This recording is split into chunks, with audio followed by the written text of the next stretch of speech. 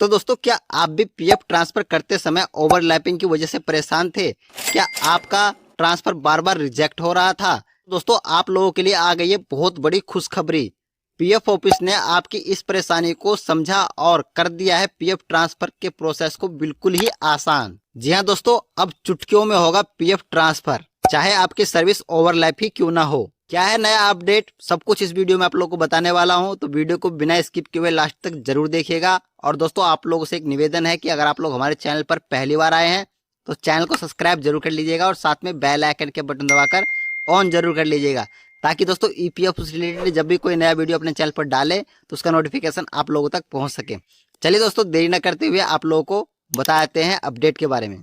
दोस्तों, हो सकता है कि आपके मन में सवाल चल रहा होगा कि ओवरलैपिंग आखिरकार होता क्या है। तो दोस्तों देखिए, अगर कोई व्यक्ति किसी कंपनी में काम कर रहा है और उसकी ड्यूटी 9 बजे से स्टार्ट होती है और फिर उसके 8 घंटा जो कंप्लीट करता है वो 5 बजे कंप्लीट कर लेता है, तो 5 बजे के बाद जब वो घर पे आ जाता है तो उसके बाद पॉसिबल नहीं है कि वो दूसरी कंपनी में कहीं पे जाके जॉब कर सकता है।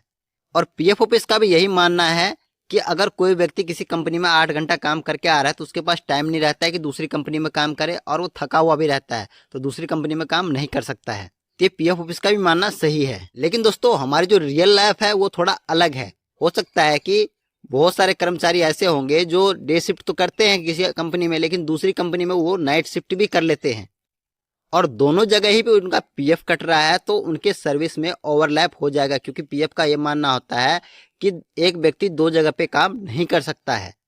या फिर लगा लीजिए, आजकल वर्क फ्रॉम होम भी चल रहा है, बहुत सारे लोग जो है घर पे भी काम करते हैं दूसरी कंपनी के लिए, तो वहां पे उनका पीएफ कट जाता है। तो ये पार्ट टाइम जॉब करते हैं, उसमें भी उनका पीएफ कट जाता है। तो इस तरह के जब जॉब करते हैं उनका पीएफ कट जाता है, तो ईपीएफओ को लगता है कि एक व्यक्ति 2 जगह पे काम नहीं कर सकता है, तो इसका सर्विस ओवरलैप है और इसी वजह से पीएफ अकाउंट में उनका थोड़ा ओवरलैप हो जाता है। इसके अलावा एक प्रॉब्लम ये है कि अगर आप लोग किसी कंपनी में काम कर रहे हैं और उस कंपनी को छोड़कर नई कंपनी ज्वाइन करने जा रहे हैं, तो आपने एक कंपनी लगा लीजिए 25 तारीख को छोड़ा और 26 तारीख को नई कंपनी ज्वाइन कर लिया। अब दोस्तों, आपकी जो पुरानी कंपनी है रिजाइन डेट 26 या 27 कर देती है, तो उसमें आपका सर्विस ओवरलैप हो जाएगा, क्योंकि 26 तारीख को ही आपने नई कंपनी ज्वाइन किया है और जब 27 तारीख आपका डेट ऑफ रिजाइन कर दिया जाएगा तो आपकी सर्विस ओवरलैप हो जाएगी। दोस्तों, पहले क्या होता था, जब आपका ओवरलैपिंग हो जाता था तो आपका पीएफ का पैसा ट्रांसफर रिक्वेस्ट जो है रिजेक्ट कर दिया जाता था।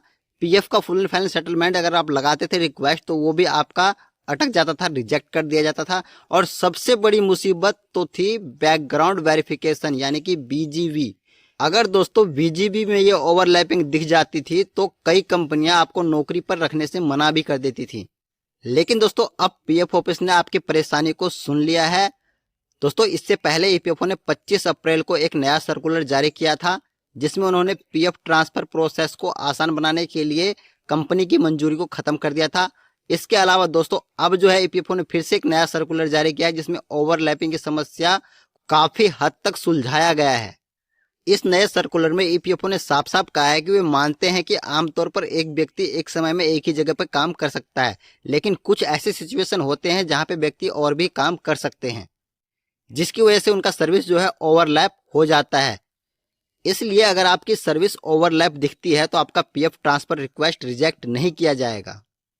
और दोस्तों, इतना ही नहीं, पीएफ ऑफिस ने यह भी कहा है कि सोर्स ऑफिस यानी कि आपकी पुरानी कंपनी वाला ऑफिस ही आपके ट्रांसफर रिक्वेस्ट को प्रोसेस कर देगा, भले ही उसमें ओवरलैपिंग क्यों ना हो। पीएफ ऑफिस को फॉर्म को वापस करने और रिजेक्ट करने की जरूरत नहीं होगी। अब दोस्तों, यहाँ पे देख सकते हैं, यहाँ पे पेंशन की बात भी कही गई है, तो दोस्तों आपको बता दें कि दोस्तों यहाँ पीएफ ऑफिस को यह भी देखना पड़ता है कि किसी पीएफ मेंबर का एक महीने में 2 बार पेंशन कंट्रीब्यूशन जमा तो नहीं हो रहा है। उन्हें डर होता है कि अगर किसी का 2 बार पेंशन कंट्रीब्यूशन जमा हो रहा है तो आने वाले टाइम में वो ये ना कह दे कि हमने पीएफ में 2 बार पेंशन जमा किए हैं तो हमें डबल पेंशन मिलना चाहिए। इसलिए इस पहलू को भी जो है ईपीएफओ द्वारा नियम में ध्यान में रखा गया है। हालांकि पीएफ ऑफिस ने यहाँ पर एक जरूरी बात भी कही है, वो ये कि ऐसा नहीं है कि आप हमेशा ही एक समय पर 2 जगहों पर नौकरी करते रहे, और वे मान भी लेंगे अगर पीएफ अधिकारी को थोड़ा सा भी शक हुआ कि ये ओवरलैपिंग गलत तरीके से दिखाई जा रही है, यानी कि इसका कंट्रीब्यूशन जो है वो गलत तरीके से जमा किया जा रहा है, ये व्यक्ति वहां पे काम नहीं कर रहा है, अगर थोड़ा सा भी शक लगता है उनको तो वो आपसे सफाई मांग सकते हैं। लेकिन दोस्तों यहाँ सफाई के तौर पर आप लोगों को क्या देना पड़ेगा वो ईपीएफओ ने यहाँ पे नहीं बताया है। लेकिन दोस्तों मैं बता देता हूँ कि आमतौर पर जो है आपको अपनी पुरानी और नई कंपनी की ज्वाइनिंग और रिलीजिंग लेटर जो होता है वो देना पड़ सकता है। साथ में आप लोगों का बैंक स्टेटमेंट भी जो है वो ईपीएफओ को देना पड़ सकता है, जिसमें ये साबित होता हो कि आपकी 2 जगहों से सैलरी आपके अकाउंट में क्रेडिट किया जा रहा है। लेकिन दोस्तों कई बार ऐसा होता है कि आप लोग जो दूसरी कंपनी में काम करते हैं तो अपनी पहली कंपनी को नहीं बताना चाहते कि हम दूसरी कंपनी में काम कर रहे हैं। तो ऐसे में क्या होता है कि आप कंपनी से लेटर किस प्रकार से लिखवाएंगे और लिखवाने भी जाएंगे तो कंपनी आपको लिख के नहीं देगी। इससे आपकी परेशानी बढ़ सकती है। तो दोस्तों ये थी ईपीएफओ की नई सर्कुलर की पूरी जानकारी। दोस्तों उम्मीद है कि आप लोगों को ये समझ में आ गया होगा। अगर दोस्तों आप लोगों को जानकारी अच्छी लगी हो तो वीडियो को लाइक कीजिएगा, चैनल को सब्सक्राइब कीजिएगा और अपने दोस्तों के साथ शेयर जरूर कीजिएगा। मिलते हैं नेक्स्ट वीडियो में, तब तक के लिए धन्यवाद।